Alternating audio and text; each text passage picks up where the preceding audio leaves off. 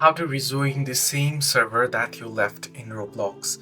Hello everybody, welcome back to the channel. In this video today, I'll guide you through the steps on how you can rejoin the server you left on Roblox. Well, the same server, in fact. Well, the process is actually pretty simple.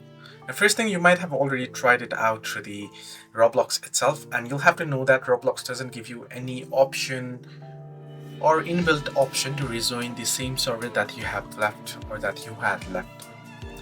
Well, however, there is a solution to it.